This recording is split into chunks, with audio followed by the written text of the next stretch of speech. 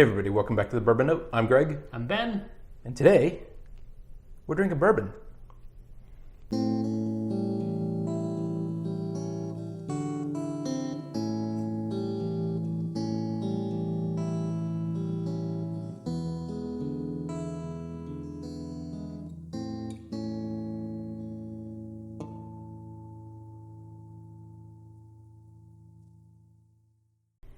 All right, Ben, we should probably do a review. We should. So, I'm excited about this one because I haven't had a bottle of this open in a while. Okay. And I absolutely love it. With a little E.H. Taylor. Dun da da da. E.H. Taylor small batch. This is the small batch version is kind of the more common of the E.H. Taylors they have. There's a whole family of E.H. Taylor There are. bourbons. There's the single barrel barrel proof, right? Right. And then they've got like some special ones. Special releases, Yep. you know, the 4 grain and the 18-year marriage. Those are good luck ever even seeing one of those. So these tend to be, I've seen it for $39.99. That's I think what to I paid $45 for these, $40. Yeah, in that range. When you can find When them. you can find it, but it's still, I guess that's attainable. It is to a certain degree, but I think for a while there we were, you know, seeing this once in a while, and that seems to have dried up Like along a lot with of everything bourbons. else. But this one was always a little bit hard to find. Yeah. A little bit harder to find than Eagle Rare. Now, Eagle Rare has gotten even more difficult to find, and even Buffalo Trace. So this is from Buffalo Trace Mash Bill 1. Mm-hmm. So same mash bill as all that stuff. And like every other Buffalo Trace product, it's damn near impossible to find now. But there is one spot that I kind of know The has secret it cache. on a fairly regular basis. Yeah. So that's where I've gotten all my bottles of it from. But I've collected a couple bottles over the last year and a half or whatever. I have a couple spares on the shelf. So anyway, killed a bottle of this within the last, I don't know, handful of months or something like that. And I just haven't gotten around to opening up another one yet. So that's what we're doing today. And I would say, I've certainly had this, probably here, but not, ooh, that was a nice one. Solid. Yeah. But it's been a while since I've had it. Yeah, so this is a bottled in bond. It's named after E.H. Taylor, who is the guy who... Colonel Taylor. Yep, Colonel E.H. Taylor, who is responsible for the Bottled in Bond Act. Which I feel is an absolutely great benefit to the bourbon industry because I, for one, think bottled and bond bourbons are like the sweet spot. Yeah, you like the at least 4 years in the 100 proof? Well, to be honest, I actually just like the information. Yeah. Like, put the age statement on there. Absolutely love that. You know, I like the Well, they don't consistent- have to have the age They don't statement have to, if it's but above 4. At least but- you know the minimum. So we should probably maybe explain the Bottled in Bond thing.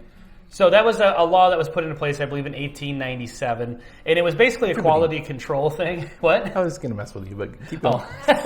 Basically a quality control thing at the time because people were using, you know, different things to add flavor to whiskey, and they were adding, you know, I've heard even like tobacco spit to add color to it and stuff like that.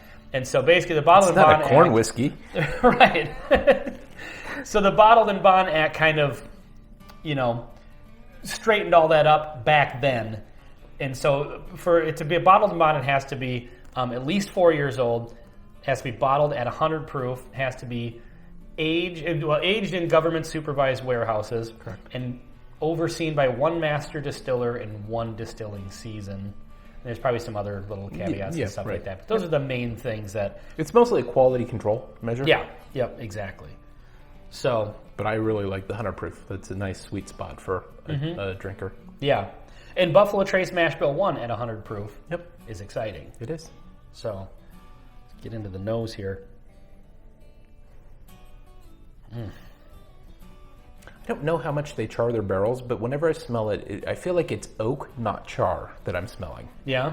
So it's not burnt wood, which I like, but this is more of an oaky kind of note. Yeah. Yeah, there are definitely some where that char comes through a little heavier. And maybe that's just, you know, it could be 2 bottles that are both level 3 chars that maybe just the char happens to manifest itself a little more in one. Yep. But yeah, nice oak. It's got that baking spice and caramel that I like on Buffalo Trace products. Yeah. Bit of the nutmeg that I tend to get from other Buffalo Trace stuff. I get like a bready note which I know Yeah, that there's a some little other bourbons that maybe hit that a little bit harder, but yeah, real nice food forward note. Yeah, it kind of does have that. All right, I'm going for the taste. Cheers.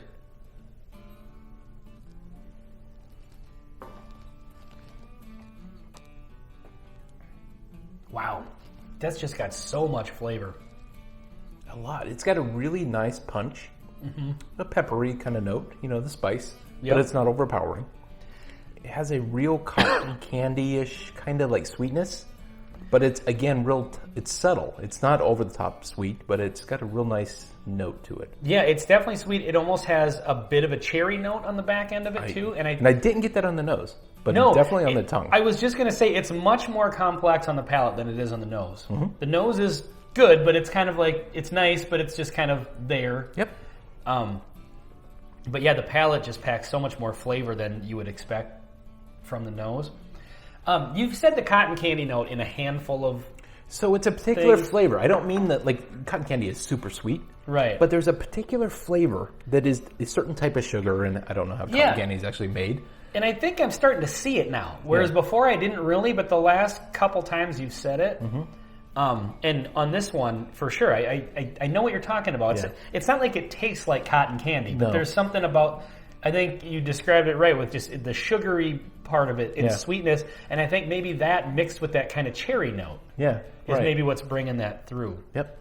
The strange thing, and I don't know if I've ever said this before in a bourbon, on the finish, like way at the end of the finish, like you packed up and gone home and the vacation's over kind of finish, I get coffee. Really? Wow. Now I'm looking for it. Where is it? But it, excuse me, took me a while to come through on the cotton candy thing, so maybe like 10 reviews from now, we're like, 10 oh, reviews. there's the coffee There note it he's is. talking about. But this one is really, what I like about this is it's got that nice barrel note, and it has that kind of, it's a little bit fruity. It's got that cherry and that sweetness kind of mixed in with those baking spices, and I think that kind of cherry note gives it it kind of brightens it up a little bit, That's what I've always gotten out of E.H. Taylor. It just, there's something about it that kind of has that kind of bright red note to it. Kind of on the back end, it's caramel and baking spice up front, but there's definitely a different sweetness to it. It's got a lightness. Another thing that's kind of unique about this on the mouthfeel is the viscosity. It's noticeable. Like there's a thickness to it. Really coats the tongue. And that kind of puts a little bit of heaviness at the very beginning, like with some of those stronger flavors.